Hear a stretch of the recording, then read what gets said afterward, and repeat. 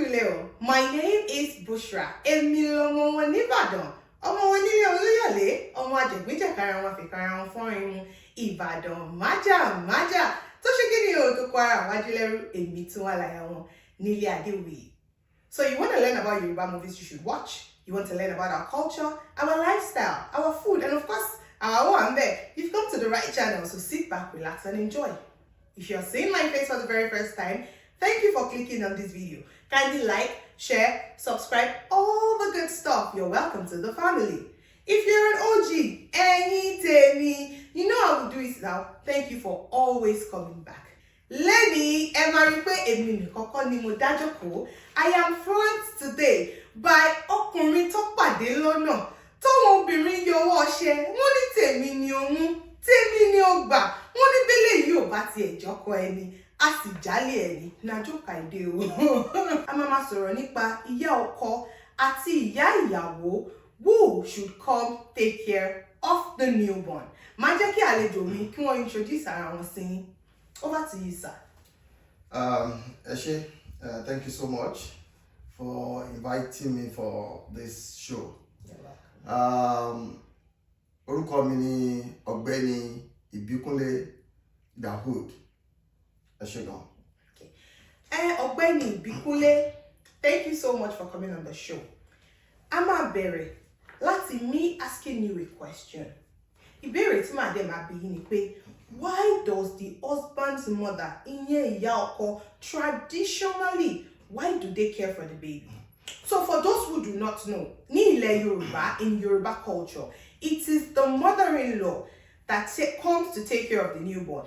Ìyẹn pé ìyá ọkọ òun ló máa wá tọ́jú ọmọ tuntun tí wọ́n bá bímọ tán. Kì í ṣe ìyá ìyàwó ló máa wá bá wọn tọ́jú ọmọ. Ìyá ọkọ, the mother-in-law, is the one that comes to take care of the child. Ọ̀gbẹ́ni Ìbíkúnlé, can you explain why? Okay, thank you once again. For me, I would not call it a tradition, kind of, right? Because if you look at it, ìyàwó wọ́n mú wá láti ibì kan ni, wọ́n fẹ́ wá láti ibì kan. Ayé òde ìsìn, nígbà tí ayé ti di ayé ọ̀làjú, ló ti di wípé ọmọ náà ó ń lọ dá ilé gbà tó máa kúrò ní abẹ́ àwọn òbí ẹ̀. Ní ayé àwọn bàbá wa, àwọn náà máa fẹ́ ìyàwó fún ọmọ ọkùnrin. Ó dẹ̀ yìí máa wà ní abẹ́ òrùlé wọn. A máa gbé lábẹ́ òrùlé wọn. Bẹ́ẹ̀ ni, nígbà tó bá dẹ̀ ti lọ mú ìyàwó wá láti ibì kan, kò lẹ́tọ̀ọ́ fún ìyá ìyàwó kó tún wá gbé pẹ̀lú ọmọ ẹ̀ torí pé ó ti yọ̀ǹda ẹ̀. Oh, so what you're saying right now is that for a man in the olden days, so for a man does not necessarily go out to rent his own apartment to be on his own. He still stays with his parents. Exactly. So when he marries a wife, he marries the wife into the family house. Exactly. Which in turns mean that the wife's mom cannot come and cannot come and live with her. Exactly. So because ìyá ọkọ òun ló wà lé. I get that. So ìyá ọkọ yẹn òun náà ló máa tọ́jú àti àbótìyàwó àti ọmọ tó bá bí. Reason yẹn tó ṣe jẹ́ wípé ìyá ọkọ òun ló ní, kò ṣe pé bóyá ẹ̀tọ́, because tí ọkọ ò bá níyà, then ìyá ìyàwó. So torí ẹ̀ mo sọ pé kò ṣe pé bóyá bí tradition, because tá bá wò as tradition, sí tí ọkọ ò níyà, ó ṣàlábùrò ìyá, ó dẹ̀ lẹ́gbọ̀n lóbìnrin. So tó bá yẹ tradition ni, wọ́n máa follow ẹ̀bẹ̀ yẹn pé ó di dandan kó jẹ́ wípé family ọkọ lẹ́ni tó máa tọ́jú ọmọ kò ti wá. So it's not a tradition actually. Okay, so Ọ̀gbẹ́ni Ìbíkúnlé, if I want to get you correctly now, you're saying that you believe that it is not a tradition. It is just more of a family connection. Exactly. Okay. Exactly. Okay. Pé nǹkan mi ni, èmi ni ó jẹ́ kí n ṣe. So, but do you still think that practice, in the modern families that we are raising right now, do you think that kí ìyá ọkọ wá bá wọn tọ́jú ọmọ that is the mother-in-law coming to take care of the new baby, do you think that still holds till today? Okay, so in the recent time, so many traditional cultures are actually fading away. That's just the truth. So in saying, mi rò wípé tradition yẹn ó sì ń fìdí múlẹ̀ gẹ́gẹ́ bí ó ṣe wà in those days. So tàbá wo dáadáa ń sìn, ó lè jẹ́ wípé ìyá ọkọ kò láǹfààní àti lọ síbi táwọn ọmọ ń gbé, bóyá ìmí inú wọn kò sí nítòsí, so ìyá ìyàwó gan kò sí nítòsí láti lọ bá wọn, so most àwọn ọmọ ń sìn gan nání nọ́mbà. Yeah, I get you. So the traditions ó ti actually fade away. So does this culture, because teba sọ pé family connection ni lineage thing ni màá ní pé okay culture wa ni àṣà wa ni ìṣe wa bá ṣe máa ń ṣe nìyẹn, àṣà wa ni wọn tradition náà la máa fẹ́. Now let's talk about the pros and cons. Some people say that this tradition culture and soil it helps strengthens the bond between the new mother and the mother-in-law, ìyá tó ṣẹ̀ṣẹ̀ bímọ àti ìyá ọkọ. What do you think? Kí lẹ̀yin rí sí nǹkan tá sọ? Okay, so ara àwọn ìdí tó fi jẹ́ wípé ìyàwó àti ìyá ọkọ wọ́n fi lè gbé papọ̀ ni wípé ó ní àwọn nǹkan míì tó jẹ́ orò ìdílé, ó láwọn nǹkan míì tó jẹ́ pé ìwà ọkọ láti kékeré tó jẹ́ pé ìyàwó gan ò mọ̀, so ìyá ẹ̀ ló máa nígbà tó bá jọ wà papọ̀ òun ló máa sọ fún un pé I remember when your husband was still younger, àwọn ọ̀wà ìlélẹ̀ yìí, so ìyẹn máa fún ìyàwó ní opportunity láti mọ ọkọ ẹ̀ better. Even the new child tán bí tó bá ń wo àwọn ìwà kan á lè máa sọ pé kò ní wà surprise, á lè máa sọ pé mọ́mì ti sọ pé bí lágbájá tó ṣe máa ń hùwà lílé. Ó wà very very important kí ìyá ọkọ àti ìyá ìyàwó kan jọ gbé. It is very very necessary. So what you're trying to say now is that gbígbé papọ̀ ìyá ọkọ àti ìyá tuntun can be like bóyá wọ́n pass down nǹkan tó máa ń ṣẹlẹ̀ ní family wọn. Ẹ sọ̀rọ̀ kọ́kọ́ lẹ́ẹ̀kan, ẹ sọ̀rọ̀ nípa orò ìdílé. Mo mọ̀ pé nílẹ̀ Yorùbá oríṣiríṣi family ló lórò ìdílé tiwọn. We're not going to dive into that now. I think I'm going to bring you back for that. We are going to have to talk about that orò ìdílé, and we're going to máa yànnàná ẹ̀, a máa sọ oríṣiríṣi ìdílé àti oríṣiríṣi orò ìdílé tí ó wà. Right? Now, on the flip side, ṣé ọ̀pá ti sọ the pro, that it helps strengthens the bond between the mother-in-law and the wife. The wife gets to know what happens in the husband's family, tó bá ṣẹ̀ṣẹ̀ bímọ tuntun and all of those things. I get that. But on the flip side, kì í ṣe gbogbo àwọn ìyá ọkọ ló rọrùn láti bá gbé o. Not all mother-in-laws are easy to live with though. You know that some women may feel pressured or criticized. Tó bá gbé wá ní wọn mọ̀ gbé, tó bá gbá wọn wá ní wọn mọ̀ gbé, ò kí ń ṣe tiwa báyìí o, ọkọ ẹ̀ ò kí ń jẹran mẹ́rin, kò kí ń jẹ ráìsì láàárọ̀. A ṣáà ń wo eré orí ìtàgé Yorùbá, adẹ̀rí tó ń ṣe gbogbo ẹ̀, tó ń yànnàná gbogbo ẹ̀. Ẹ jọ̀ọ́ kí lẹ̀yin rí? Have you heard of stories like that? Kí lẹ̀yin rí sí irú nǹkan báyìí? Ṣé ó máa ń ṣẹlẹ̀? Tó bá lè ṣẹlẹ̀, báwo ni wọ́n ṣe lè handle the situation báyìí? Okay, so ẹlẹ́ẹ̀kejì yìí ìyẹn ni the flip side of it, ìyẹn ló burú jù nítorí pé ọ̀pọ̀lọpọ̀ young couples ní ilé wọn ó ti dàrú nípa pé ìyá ọkọ wá bá wọn gbé.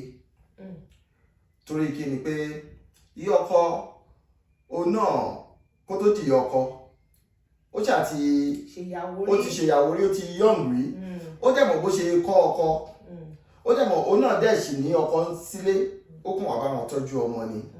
So gbogbo àwọn nǹkan tó ń ṣe tóun ti fi lò gbà nígbà tó kéré tó sì fi ń lò gbà, òun náà ló máa wò pé bóyá ìyàwó máa ṣe.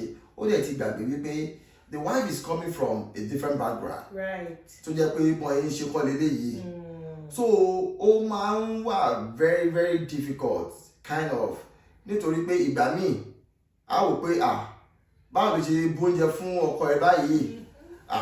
Ní ayé òde òsín, ayé ìjọ́un náà máa ń bomi ìṣanwọ́ sílẹ̀, so a máa lọ sí di zinc sí ni láti lọ fọwọ́. So ìyá ọkọ lè máa wò pé ó bomi fún ọkọ ẹ ó yẹ kó tiẹ̀ bó tiẹ̀ kúnlẹ̀ ó yẹ kó bẹ̀rẹ̀ ó yẹ kó tẹ̀ díẹ̀ kó tó gbóúnjẹ so oríṣiríṣi bẹ́ẹ̀ yẹn olúwa máa wò pé bọ́n ṣe ń ṣe ọmọ lélẹ́yìí ayé òde òsè kò sẹ́ni tó ń jòdòdó ọmọ mọ́ so ìyá máa ní ẹgbẹ́ láńtàwá òun fẹ́ jòdòdó ọmọ so gbogbo àwọn nǹkan bẹ́ẹ̀ yẹn ó jẹ́ wípé ìgbà míì àwọn ìyàwó àṣẹ̀ṣẹ̀gbé wọ́n máa ń wò wípé àwọn ò fẹ́ kí ìyá ọkọ àwọn wá ọkọ náà kò dẹ̀ fẹ́ wàhálà ògbókè mú màmá ẹ̀ wá jẹ́ kó wá bá a tọ́jú ọmọ bẹ́ẹ̀ ni. Thank you for this great insight. Ẹ jẹ́ ká wá sọ̀rọ̀ nípa this modern time tá à ń wúlò lọ́wọ́ ẹ̀. Do you think that ìyàwó ó lẹ́tọ̀ọ́ láti choose ẹni tó máa wá bá a tọ́jú ọmọ? Do you think that the wife has the right to choose who comes to take care of her postpartum? Or do you think that this tradition should remain the way it is? Ìyá ọkọ dandan náà ni kò gbọdọ̀ máa wá tọ́jú ọmọ. Well, the truth is, the wife doesn't have that right. Yes, because after marriage, look at it from this angle. After marriage, you change your surname. You are bearing the husband's surname. It means that you forget about where you are coming from. You are now belongs to a new family. This is where you belong to now, right? So kò ní ẹ̀tọ́ láti sọ wípé bóyá màmá òun àbí any family of the bride ni kó wá bá òun tọ́jú ọmọ. Ìgbà míì tí ọkọ bá ní màmá tó sì ní ìyá láyé, ìgbà míì ọkùnrin ò fẹ́ wàhálà. I will wípé okay, to avoid all this kind of hula baloo, jẹ́ kí màmá ẹ̀ jẹ́ kó wá. Màmá ẹ̀ lè understand ara yín. Wà lè reason tí ìyàwó ṣe máa ń prefer kí màmá wọn wá, ó máa lè bá màmá ẹ̀ sọ̀rọ̀ anyhow.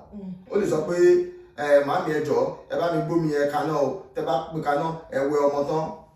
Kò ní free access sí ìyá ọkọ bẹ́ẹ̀ yẹn láti control ìyá ọkọ.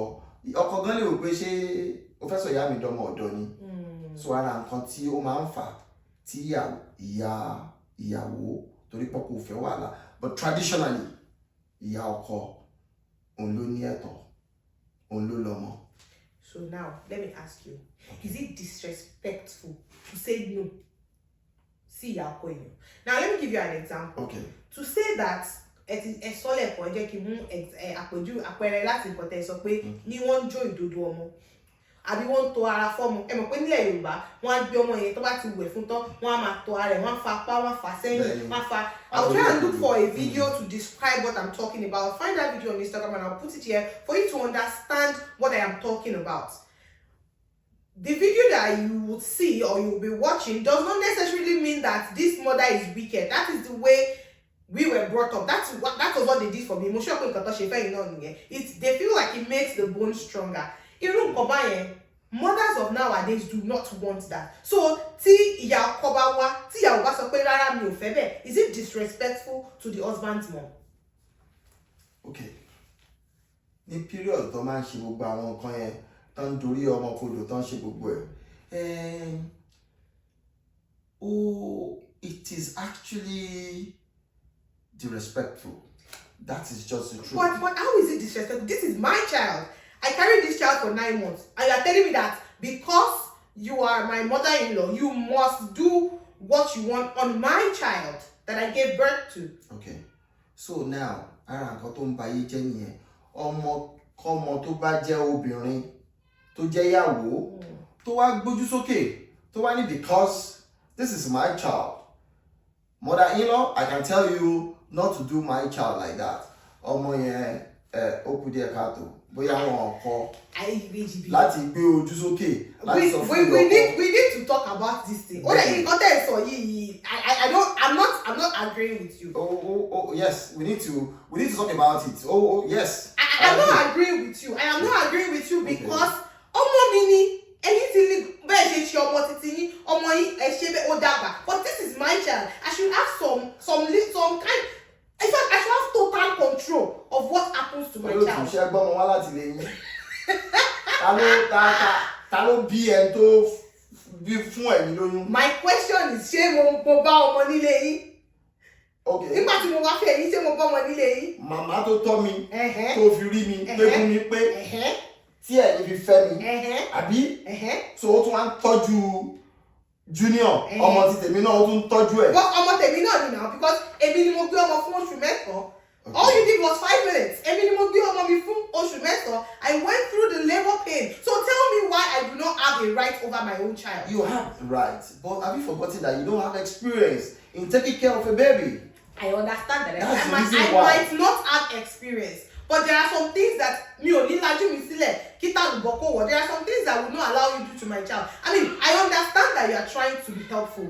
But if you explain to me, oh, reason ta ṣe ń ṣe léèdélé, but wọ́n yọ ọkọ mi wọ̀n ní ṣàlàyé. Ṣó gbọ́ bẹ̀ dání? Ṣó mọ̀ bẹ̀ lọ́wọ́? Ó nà ọwọ́, ó kọ́wọ́ ẹsẹ̀ yìí, ó dorí ẹ̀ kó dùn. Kó ṣe kó gbọ́ bẹ̀ sí lọ́rùn. Àbí? I understand. You know what? Let's just move on. Let me ask you the next question. So, sorry, before you move on. Yeah. Before you move on. Yeah. Mo ti rí ibi tí ó jẹ́ pé wọ́n ti ń rọ ọmọ kékeré rí, mo dẹ̀ fẹ́ máa sunkún. We don't force feed anymore. That's it. Exactly. Right? So that's something like that. So now you want to force feed my child with you. Mo dẹ̀ sọ pé grandma ẹ má ṣe bẹ́ẹ̀ and you are angry. Why will grandma be angry? Torí mo ní ẹ má force feed ọmọ mi tó bá sápa lórí ikọ́. Okay, so bọ́n ṣe tọ́jú àwọn ọmọ kékeré nìyẹn. Nígbà tó bá so imú ẹ̀ tó ń gbé ẹ̀kọ́ sí, ó máa yó wá ní. You guys. So, please continue with the next question. So now, my next question is, how can husbands balance both mother and make sure that their wife is also comfortable? Ṣé mo pé in this scenario, ìyá tó bí ọmọ, ìyàwó tó fẹ́ ọmọ. Now, báwo ló ṣe fẹ́ balance àní yẹn? Báwo ló ṣe fẹ́ balance bí méjèèjì tí apá kan ò ní gùn jù kan lọ? Human beings are very difficult to handle. That's just the truth. Ká tó wá sọ wípé, I'm sorry o, ká tó wá sọ pé ẹ̀yin obìnrin. So are you saying that we are difficult to handle? You people mark his face. If you see him in Brandon, mark his face. Ká tó wá sọ wípé ẹ̀yin obìnrin. So we're talking about wife here, right? Yes. I don't want to offend my wife, right? And at the same time, you don't want to offend your mom. I don't want my mom to feel bad, right? So torí ẹ̀ ni mo sọ pé, well, number one is maturity. Tí ọkùnrin yẹn ó ní láti very mature minded. Number two is ó ní láti ní àmójúkúrò. Kò ń ṣe gbogbo nǹkan tó bá ń ṣẹlẹ̀ ló máa ṣe bí ẹni pé why do she ṣe bẹ́ẹ̀ sí mọ́mí lẹ́ẹ̀kan. Ó máa ṣe bí ẹni pé kò gbọ́. Kò dẹ̀ ṣe gbogbo nǹkan tí ìyàwó bá sọ ló máa respond sí, ló máa react sí. Kò dẹ̀ ṣe gbogbo nǹkan tí ó bá gbọ́ lẹ́nu màmá ẹ̀ náà òun ló máa lọ báyàwó ẹ̀ sí. Báwo ló ṣe wá fẹ́ ṣe? Àṣà lè pọkùnrin ọ̀hún. Bẹ́ẹ̀ ni o. Àti lè yá sí méjì bó láti wá sí. Ọpọlọ níta bá débi ìlú káfó. Mo ṣe pé bóyá a máa fò tán. Àmọ́. Ẹ jẹ́ máa bẹ̀rẹ̀ next question. Okay. So should Yoruba families adapt to modern realities where both parents may work abroad? Now, this is example like for us now. Okay. For me, I have 2 children. Okay. And it's just myself and my husband. Okay. Now, tí mo bá sọ pé mo need help, ṣé ìyá ọkọ mi ni màá gbé wá ni àbí ìyá tèmi ni mo máa gbé wá? Okay, let's take it from this. Because everybody living in Canada or living abroad right now that has this issue of, you know, that maybe by oníkálùkù ń dá nǹkan ṣe ni. Okay. The help and the community that we had back in Nigeria kò sí rẹ̀ níbí báyìí because oníkálùkù ń ṣiṣẹ́. So tó o bá ṣiṣẹ́, èèyàn kan ṣáà máa wà ní láti dúró tọmọ tí ò bá tí tó lọ síléèwé. Now my question is, ta wá lẹ́wàá mú wá kó wá tọ́jú ọmọ àbí kó wá bá yín dúró tọmọ, ṣé ìyá ìyàwó ni àbí ìyá ọkọ? or we should adapt to modern reality of saying that, okay, bóyá kí n gba babysitter, bóyá kí n ṣe báyìí. What do you think should happen in that scenario? Okay. Now, let's look at it from this angle. An assumption. Okay, àwọn méjèèjì, both ìyá ọkọ àti ìyá ìyàwó, àwọn méjèèjì náà ní the capacity. Right. Reason is, recently, one of our friends tó bímọ, nígbà tí mo máa lọ kí ìyá ọkọ ni mo bá mẹ. Ní ṣé mọ́mì lélẹ́yìí? Ó ní yes. Mo ní so fast. Ó ní pé because mọ́mì jẹ́ British citizen. So that gives her an edge to come. Because control process visa from mama ìyàwó, it's going to take a while. So now let's now assume pé àwọn méjèèjì náà ní visa lọ́wọ́. I want to go back to what I said earlier, right? I want to go back to what I didn't believe that it is a tradition. I want to go back there now. Pé ìyá ọkọ òun náà ni ó sì máa wá. Bẹ́ẹ̀ ni ìyá ọkọ náà sì ni, because torí pé kí ni ìyá ọkọ òun ló bímọ, òun ní orí ẹ̀kún, ọmọ ẹ̀ ní orúkọ ẹ̀ ló ń jẹ́. So kí ìyá ìyàwó kó má feel guilty in the sense that ìyá ìyàwó náà òun náà bí ọmọ ọkùnrin tó yẹ kó máa lọ síbẹ̀. Kó ṣe pé ó balance, òun náà bí ọmọ ọkùnrin tó yẹ pé tó bá wọ́n máa pè é, òun náà máa lọ síbẹ̀. So ìyá ọkọ òun ló máa wá. Èmi ń retí màámi báyìí. So my final question on this part of the questions is that ṣé a lè reach compromise? Ṣé ìyá ọkọ lè wá fóṣù mẹ́ta, kí ìyá ìyàwó wá fóṣù mẹ́ta, kí ìyá ọkọ tún wá fóṣù méjì, kí ìyá ìyàwó náà tún wá fóṣù méjì? Or must it be like ìyá ọkọ nìkan ló lè wá for a long stretch? Okay. Olótù. Yes. The truth is, Colombo aláṣìírí. Àmín. Wọ́n ní wípé àìlówó lọ́wọ́, òun lèèyàn máa ra móòlù ẹ̀.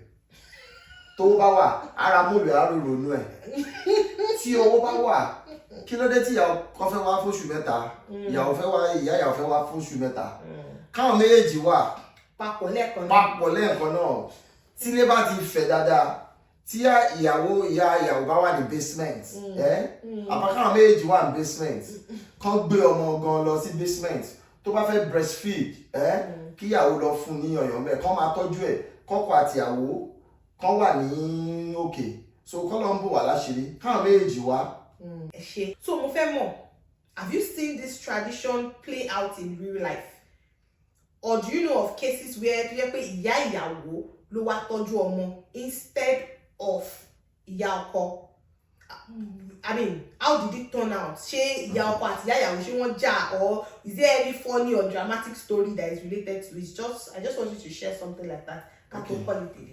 Okay, so ó ti ṣẹlẹ̀ sí ẹni tí mo mọ̀ tó jẹ́ pé ìyá ìyàwó òun ló wá tọ́jú ọmọ torí pé ìyá ọkọ iṣẹ́ tó ń ṣe kò fún láyè.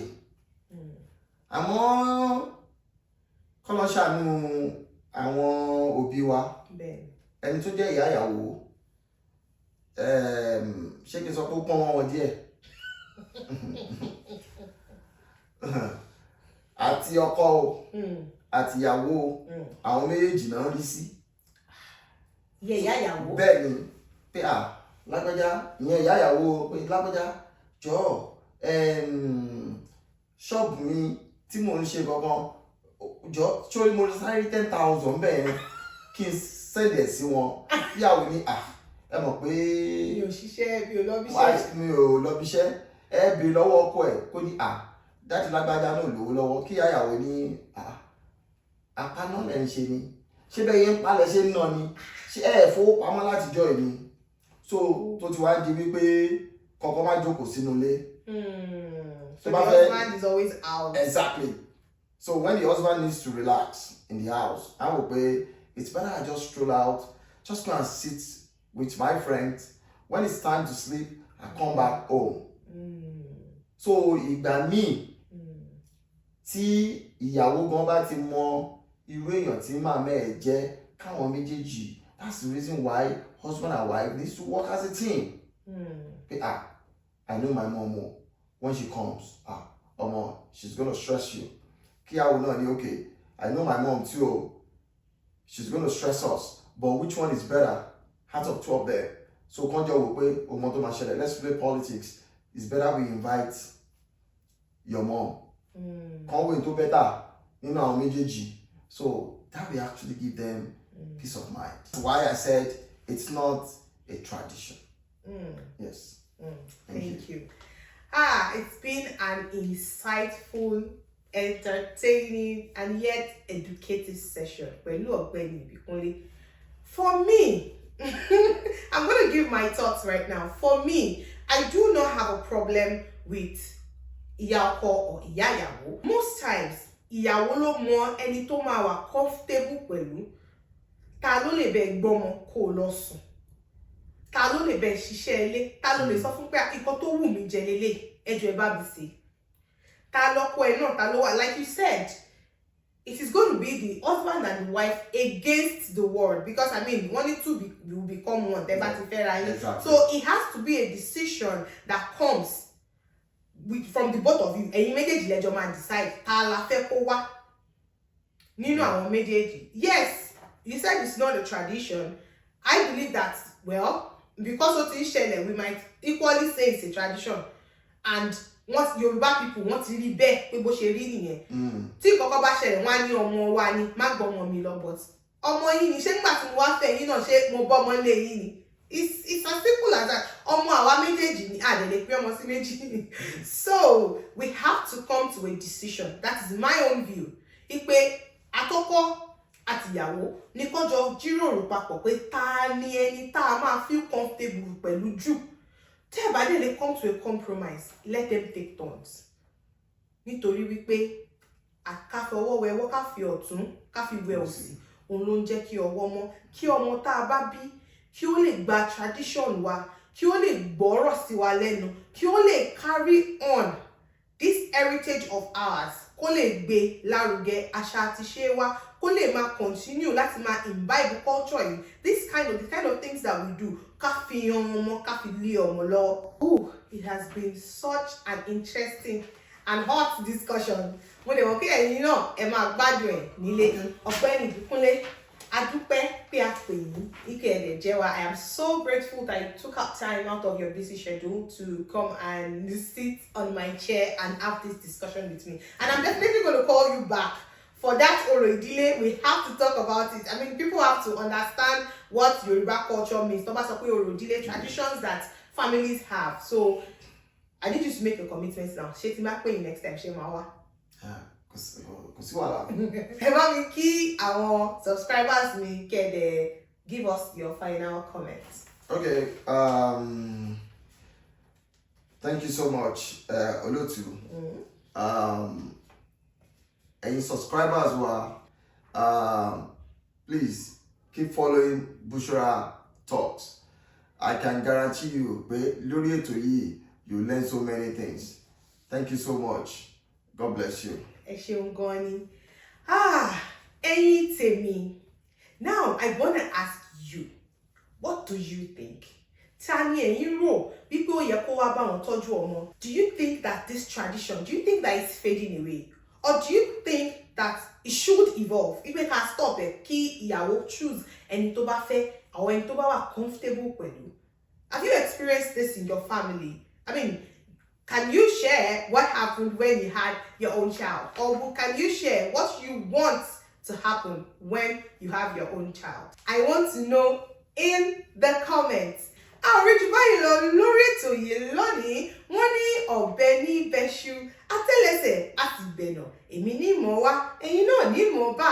Orúkọ mi ni Bushra, ọ̀rẹ́ yín, àbúrò yín, olólùfẹ́ yín, ọmọ wọn nìbàdàn, àyà wọn nílé Adéwuyì. Ó dọ̀sẹ̀ tó ń bọ̀. Appreciation.